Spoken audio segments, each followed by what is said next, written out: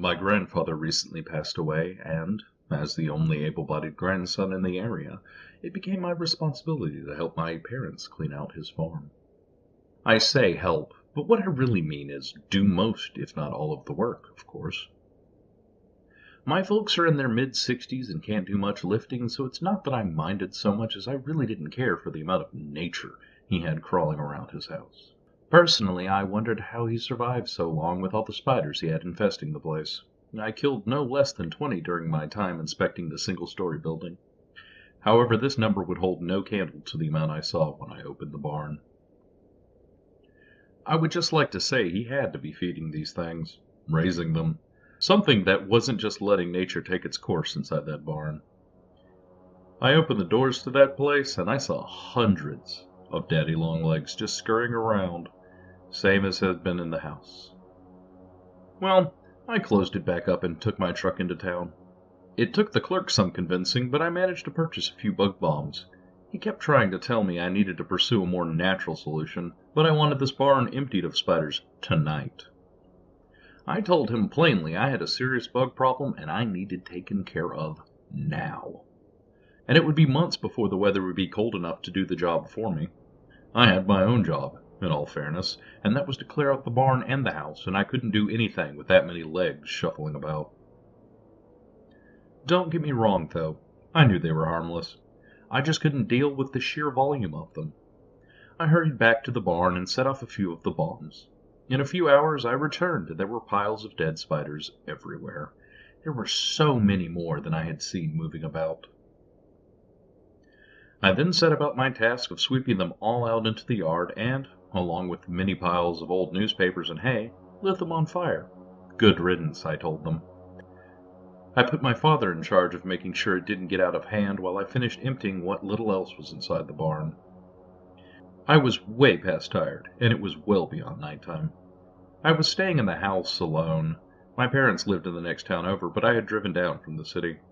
They didn't have room for me, but there was plenty here now that I had evicted the previous tenants. Rather pleasant without the sounds of spiders falling off walls. That wouldn't last, though. I was awoken at some point in the night by the sounds of loud rustling from outside, so I was able to catch a glimpse of what was outside, for better or for worse. Some large shape was bent forward at the spot where I had burned all those spiders. It must have heard the old, creaking floorboards as I approached the window because it stood up. It was tall. Too tall.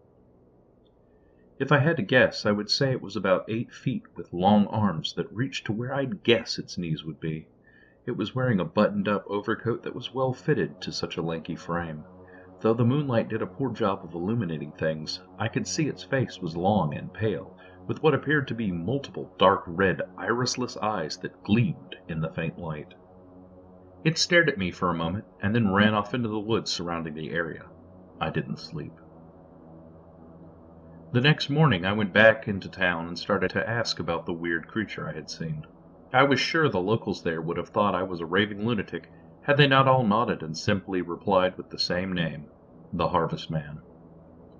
From what I gathered, the Harvestman was supposedly someone who lived in the woods, raising spiders for whatever reason, and had died of natural causes. When the townspeople found him, his body had been consumed and infested with spiders. They had eaten their former keeper. It was further said, then, that after they buried him, he rose from the grave. They claim he's either controlled by the spiders or had been reborn as a mutated collective of spiders. Either way, I knew I was in trouble. The people I talked to additionally told me that it was forbidden in this town to harm spiders. They believed that, if you did so, the Harvestman would come and get you. I didn't buy any of it. I'm not a believer in all that supernatural mumbo-jumbo. I was sure it was one of the townsfolk playing a prank on me. Most likely it was someone from the store that sold me those bug bombs. The only thing that clung in the back of my mind like an itch you can't quite reach was the absolute certainty and passion with which these people told me the same story. It was almost rehearsed. They should have put up a statue, maybe turned into the next Point Pleasant.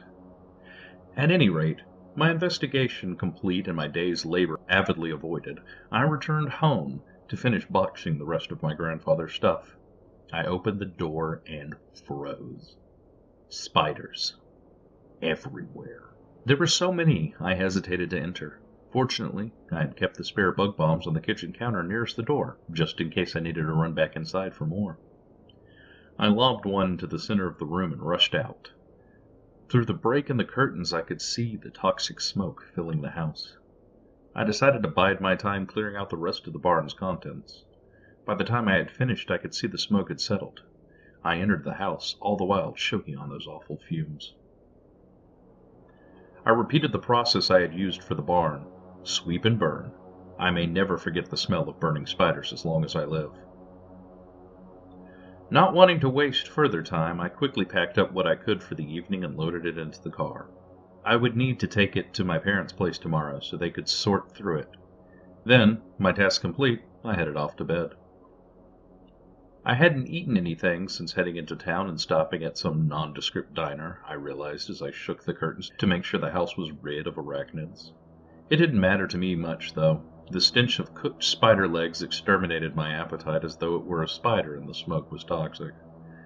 At any rate, sleep managed to find me easily, a combination of physical exertion, dietary insufficiencies, and mental exhaustion. Not that it would last for long. Fortunately for me, the same combination of bodily conditions that afforded me sleep couldn't write a check large enough to purchase deep sleep. I awoke suddenly to the sound of feet shuffling across the carpet. There, hovering over me, was that thing from the front lawn. It extended its long arms toward me and pulled at my shoulder blades. It was trying to lift me out of bed, I reckoned, flailing wildly. Then, I remembered my pants. My ex-girlfriend used to make fun of me for wearing pants to bed. I always told her you never know when you need pants in the middle of the night. Take right then, for instance. I dug my left hand into my pocket and found my prize. at the bottom of the proverbial cereal box. A bug bomb. My last one. Whatever this creature was, it had clearly never seen one before. If it had, it would have stopped me then and there. I pulled the pin the moment I was close enough to its face. Even with the sun rising outside bringing in a sliver of light, I couldn't see much of it. Just what I needed to, which was its mouth. Maybe it's for the best. I was panicking, and not really trying to process any information about the nightmare before me. It never really registered at the time what I was doing, honestly. My body just moved on its own, out of survival instinct. I never thought about the hairy spider-like mouthparts it had, or about how inhuman what I saw was.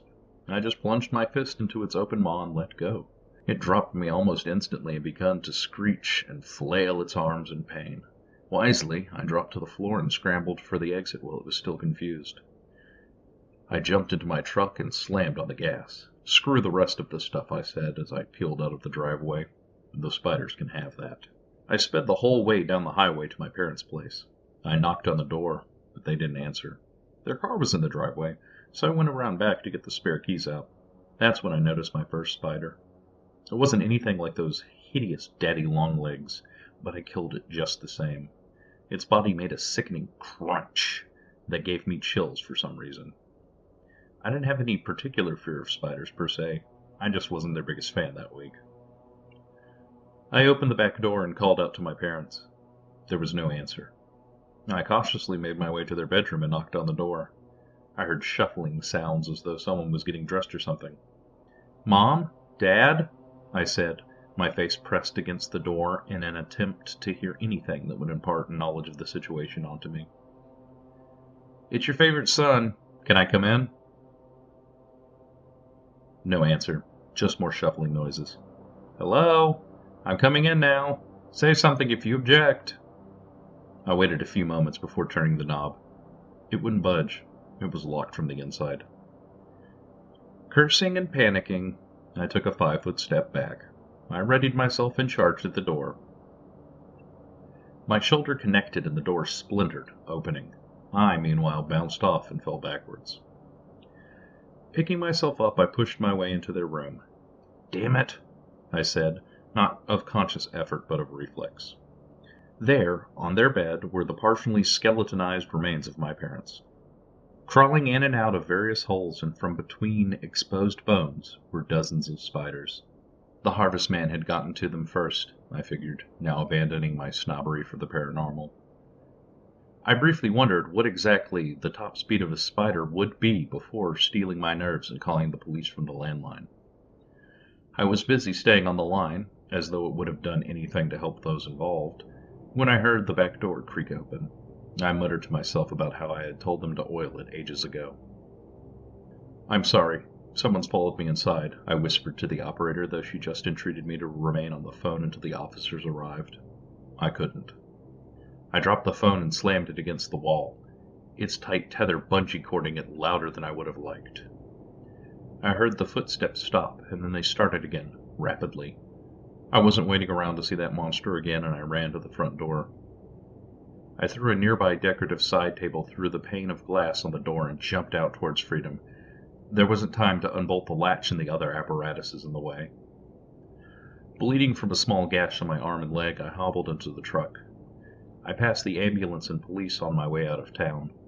I didn't know where I was going or what I was going to do with my life, but I kept traveling northward until I hit the first town with snow on the ground. I was never really a fan of cold weather, but Wisconsin is a decent enough place to stay. They have the best cheese. I'd been staying in a hotel for a few days after, dreading any sounds I heard. I don't think the Harvestman has given up on me yet, either. These days, I keep plenty of bug spray on hand, just in case. I was never afraid of spiders. I know most of them are harmless. These days, though, people have noticed that I go out of my way to kill any ones I see. One day, though, I'll either kill my last or be killed at last. I look forward to the day when I can finally stop worrying, watching the windows and living on edge constantly. I'm just about ready to meditate when I hear a knock at the door. "Delivery for me," the man says. It's from an address in that damn town. I recognize the name as one of the owners of a bar. It's named after him, so it was easy to remember. I shook the package and put it to my ear. Rapid, muffled, shuffling noises came from within. I chuckled to myself, almost madly, as I took it into my living room and tossed it into the already roaring fireplace. "Not today," I said with a sigh. "Perhaps try again tomorrow."